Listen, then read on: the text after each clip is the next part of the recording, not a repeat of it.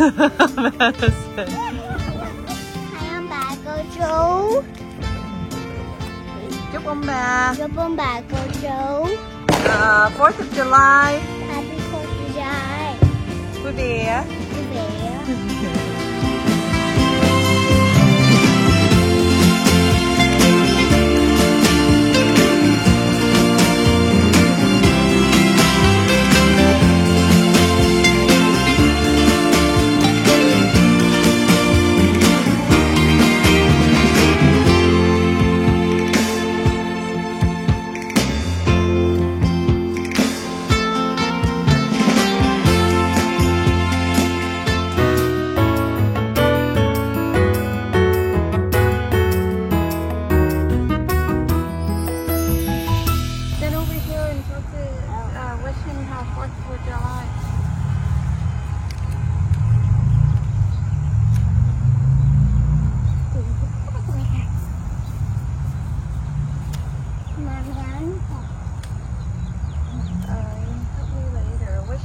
Happy 4th of July. Put the, here, you want to put this in the ground and put one on each side?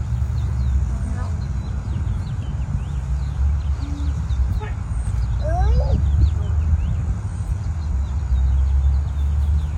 Mommy, but it's not. Oh.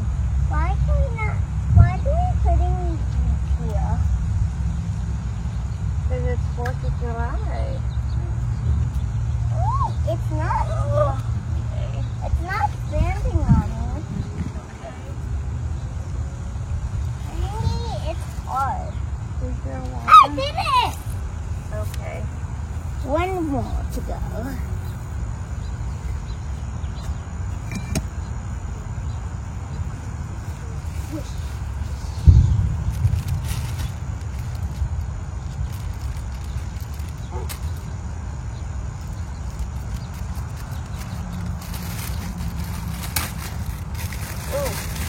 That is potent.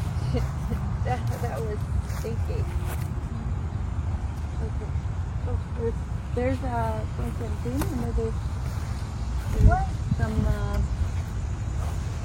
there's some ants around here, so be careful, okay? It's by ants? Mm-hmm. Oh. There's ants, so be careful. Oh, there's an ant on this! You won't take it off. Shoot!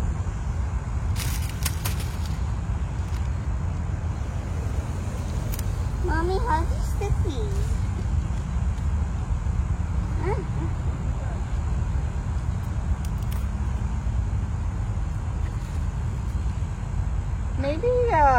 Maybe I'll get water. Me too. Hold it, okay? I'll just get water too. Water is bad. Mommy, do we do it in these? Is it? Yeah, hold on. Let me go get water. Can I get some water? Would you? This has ants in it, but I need water. Do your prayers. Oh, angel, God, my guardian, dear to whom God love entrust me here, ever this day to be on my side to guide and God to rule them. Amen. Do the right sign. Do it again with this hand. Oh. Yeah. Good. Angel God. Angel of God, my guardian, dear to whom God love entrust me here, ever this day to be on my side to guide and God to rule them. Amen. This hand. This hand. This hand? Mm-hmm. Yeah, see? Okay. Come here. It's Hold sticky. this. I know. Hold on. Hold on to this for me. I know. Why am I holding a knife? Why you want me to hold a knife, Mommy? Okay, Madison. Can I see the baby? Where is it? Okay, well, are you going to tell him happy 4th of July? Happy 4th of July. It's so cute. Happy 4th of July. What are you going to wish him?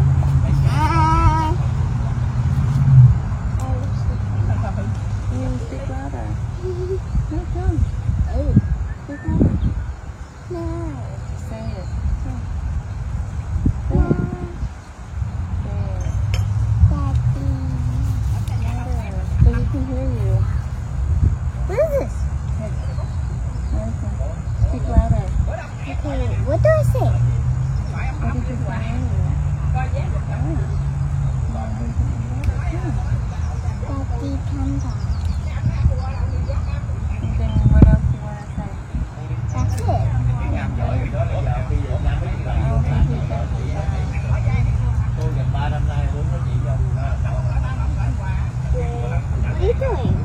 take this sign off.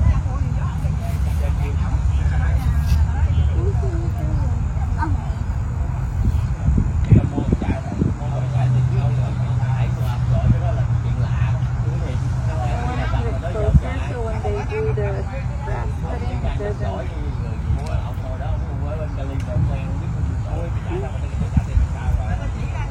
Okay. Where's the baby? Say bye, Daddy.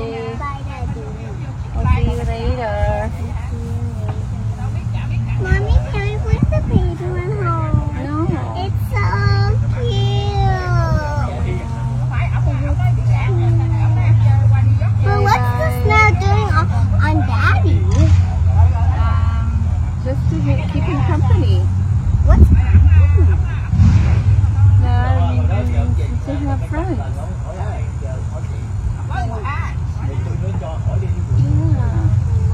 Okay. Oh, it's so cute. Oh, it's Alright. Bye. so Oh yeah, Mommy, it's going on water. Oh yeah, I see it. Say bye. Say bye, Daddy. We gotta go. We gotta go, Daddy. I love you, Daddy. Daddy said where are we going? Daddy asked where we're going. We're going to Lola and Lolo.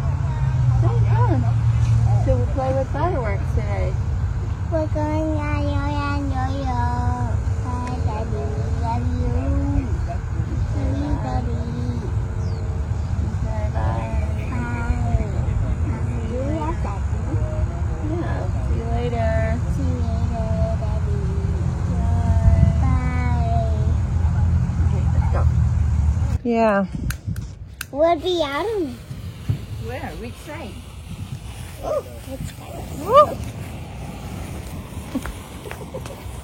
It smells bad. Oh my gosh, there it goes. That is really gross. He's pooping.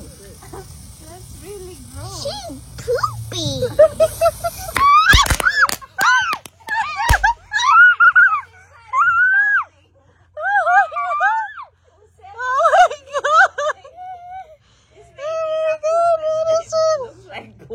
I know.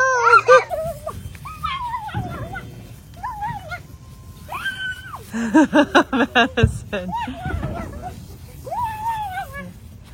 Oh my God.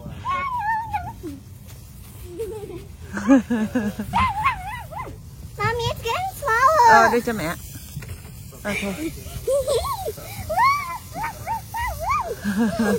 Đừng có lại gần nha baby. Đừng có lại gần. Hết rồi. Rồi một tí nữa vô chơi tiếp, ok? Nè coi nè mèo nãy giờ nè đó. Mèo say hi ông bà. Hai ông bà cô chú. Chúc ông bà. Chúc ông bà cô chú 4th of July. Happy 4th of July. Vui vẻ. Vui vẻ. Hello, good morning ông bà cô chú. Hôm nay là ngày 5 tháng 7 rồi. Tại vì hôm qua là 4th of July là ngày lễ độc lập của Mỹ. Hình như là năm nay Mỹ sinh nhật 250 tuổi thì phải. Hôm nay là Phương cũng mới ra vườn hái vô được cho mình là 3 trái mận cầu của nhà. Đây là 3 trái mận cầu cuối cùng của cái vườn nhà cũ. Thì mới năm sau chắc là bị mất sức, sẽ không có trái. Tới đó nữa là chắc thêm 1 năm nữa mới có trái. Thì đây là 3 trái cuối cùng của những cái cây mãng cầu nhà của vườn mình á. Cho nên nó là cúng cho anh Tiến. Với lại mèo nói là mèo thích ăn mãng cầu nhất, cho nên là hái vô để chừng nào mèo hôm qua mèo hỏi là Daddy đã nhìn xong chưa. là Daddy nhìn xong chưa để mèo ăn, nhưng mà là chưa có chín cứng lắm. còn chưa chín. Thì chừng nào chín xong á là mình mới lấy xuống bỏ tủ lạnh để có gì cho mèo ăn. Nhưng mà hiện tại là cây của nhà mình là hết trái rồi. Mấy cái trái nào mà gửi được cho mấy người bạn của anh Tiến mình cũng đã biếu trong dịp mấy cái ngày lễ trước đó. Bây giờ là những cái cây nhà lá vườn cuối cùng để trước khi mình bắt đầu mình dời cây. Tại vì mình dời nhà trước nhưng mà cây á, mình dời sau. Chưa có cái người mà công ty mà giúp Phương á, họ nghỉ lễ đồ này kia á, cho nên là họ chế định cái ngày mà bứng cây. Nhưng mà mình cũng không có mai, tại vì mấy cái cây nhà mình cũng đang còn trái á, cho nên mình cũng không có muốn bứng trong thời gian có trái, tại mình cũng phải tỉa nhánh. Thì giống như bây giờ thì hôm qua Phương ra Phương hái những trái cuối rồi ở bên nhà đó rồi, thì bây giờ á là mình chỉ đợi cho tới khi nào hình như là tuần sau hay tuần tới nữa, cho nên là sorry mấy chị bạn của anh Tiến mà đã xin cây á, Phương biếu tặng á, hơi bị delay một tí xíu, tại vì Phương cũng đợi người ta bứng giùm rồi mình mới chở tới nhà, cho nên là có gì hành trình gửi cây lại cho adopt những người bạn thân của anh Tiến. Adopt là sao ta, xin nuôi hả, xin nuôi dưỡng những cái cây mà lúc trước Phương quay á, mà cần người quan tâm á, tại vì Phương chỉ có đem một vài cây thôi, không có được đem hết. Cho nên là có một số bạn thân của anh Tiến cũng đã reach out là dối ra họ hỏi xin Phương có thể nhường lại cho họ nuôi dưỡng những cái cây của anh Tiến á, thì Phương cũng nói yes, để có gì Phương lấy địa chỉ rồi đầy đủ rồi, cái khi nào công ty đó nó bứng thì mình đi tới từng nhà của mấy người đó để mình gửi tặng biếu lại, để cảm ơn họ. Sẽ sắp tới đây chăm sóc cho một số cây của anh Tiến. Như vậy là mình cũng an tâm. Còn một số cây giống như là những cái cây mẫn cầu mà Phương mua và Phương với anh Tiến là cùng chăm sóc, rồi hai vợ chồng cũng cùng nhau đi mua rồi cùng chăm sóc cho tới ngày anh Tiến mất. Thì những cái cây mẫn cầu lớn đó thì chắc Phương bứng đem về cùng với lại nhà mới thôi. Còn cái nhà này á, thì mình cũng phải để lại một số giống như là những cái cây đào đồ này nọ trước nhà thì cũng để thôi, chứ mình không có đem theo. Họ chăm sóc thì họ ăn, còn họ không có chăm sóc á, thì mình cũng để nước nó tự động nó chạy á, cho nên là mình cũng không có màng về cái vấn đề đó. Tự động tới ngày tới schedule chu kỳ là nước tự động mở tưới thôi, thì lúc đó mình tuần nào cũng đến để mình xem chăm sóc này nọ cũng được, hoặc là 2-3 tuần tùy theo lịch của Phương. Bây giờ Phương lịch cũng hơi bận. Ok, mong ông bà cô chú vui vẻ. Đây mèo lắp ráp được thêm một em này nữa rồi. Mèo với mấy người bạn của mèo lắp ráp nè đó. Bây giờ là daddy là quá trời xe trên này luôn. Ok, bye ông bà cô chú.